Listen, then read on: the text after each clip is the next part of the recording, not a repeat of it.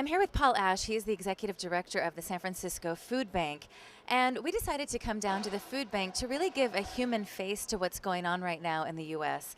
We've got poverty levels at an all-time high. The number of Americans on food stamps rose to a record 41.8 million in July. That's an 18% increase from last year. So, Paul, these numbers tend to get national media attention, but it's very rare to put a human face on these and to really drill down. What are we facing right now? Well, there's been really a structural change in the United States over the past 20 years. You know, poverty is not the exception. It's not something that we see during a recession and it goes away in between time. There are people who live all the time in poverty.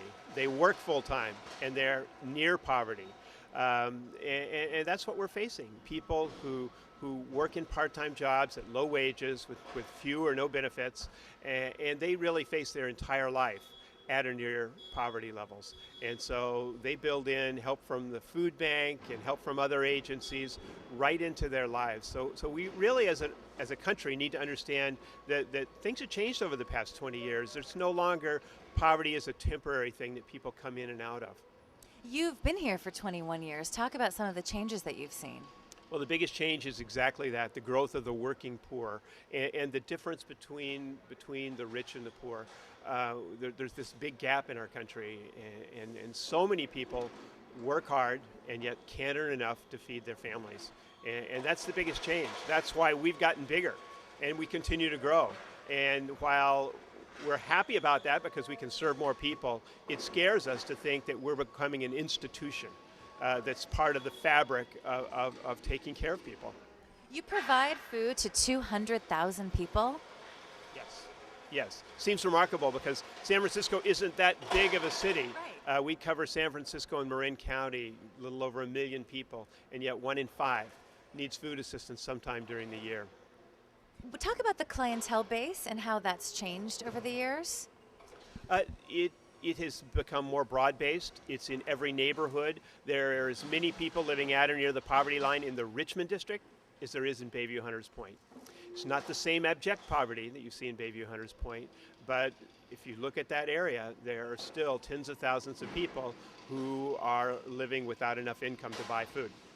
We've got 1 in 4 children and 1 in 4 seniors who don't have enough food. So talk about the process involved, because we often hear about people on food stamps, and what is it, about $4 a day right now? The minimum benefit for food stamps is $4 a day. That's for the folks that barely qualify. So for a family of 3 earning about $23,000, that might be close to their minimum benefit. How does the process work? For food stamps, unfortunately, it's a long process and a difficult process. And here in California, we've made it even more difficult for people, putting more barriers up. California has the lowest rate of participation in food stamps in the country. We also have the highest cost of administration per caseload. And that really is a testament to the barriers that the state has added to the already complicated federal application process. For example, we fingerprint every individual, every adult in the household when they apply. Just to apply, you have to bring everyone down and get them fingerprinted.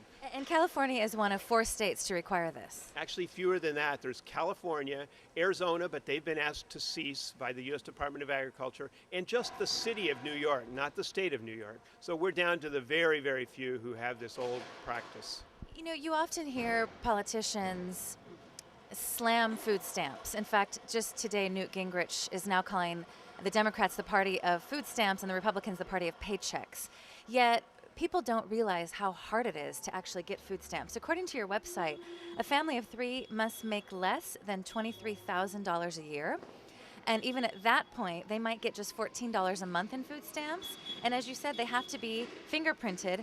And then they must resubmit their application 4 times a year and prove their income 4 times a year. It's not an easy program to navigate. That's why so many people just choose not to. It's not worth that tiny benefit that they would get. The kind of sloganeering that you mentioned really is not helpful. We need to be providing help for people at low income levels. And to demonize it and to make it, as fingerprinting does, criminalizing it, is a bad idea. These are benefits that only kick in at the very, very lowest level. And to make that the poster child for something that's bad about the United States is wrong. Well, and these politicians will never ever go hungry. And these are the stories that we also rarely hear in the media. What is it like for you to deal with people who are going hungry? And can you give us a few personal stories? What I try to do is think about all the reasons that someone will go hungry. And I think we can all realize that there are probably people who are in poverty that would be difficult to relate to, that have done things themselves that we wouldn't like. But the bigger group of people are people who have made bad decisions, people who have grown up in a situation where they really didn't have the opportunity to achieve and to get ahead and to get an education and to get a job. And when you start looking at that full range of how people get in a situation where they need assistance, you realize it's something important for our community to do, for our society to do, to take care of other people. And everyone is going to find someone that they can relate to because they either understand it from something in their lives, whether they lost a parent early on, whether they grew up poor themselves and realize how difficult it is to get an education and to get ahead. Everyone has their own sort of thing that they relate to, and I see the spectrum of those folks. We see older people who worked hard but never were able to save enough to actually retire. So now they come to food pantries to get food assistance. Everyone's going to have their own way of relating to people. You, like so many nonprofits, do a lot with very little. Talk a little bit about your budget and just how much, I'd say, I don't know, $100 can buy and how much that can feed for a family. Well, we're lucky that most of our food is donated, which gives us tremendous leverage. So for every dollar we raise, we distribute $6 worth of food. So it's a great return. This is a great way to get help to people. We get so much fresh produce donated for literally pennies on the pound in terms of our cost to go out to the Central Valley and bring it back in our trucks. So we have a great way of helping people. We're kind of the opposite of some of the programs that put on bureaucratic hurdles. We try to make it easy for people to get the food they need. And before we take a tour, we'll talk a little bit about what's going on in Washington, D.C.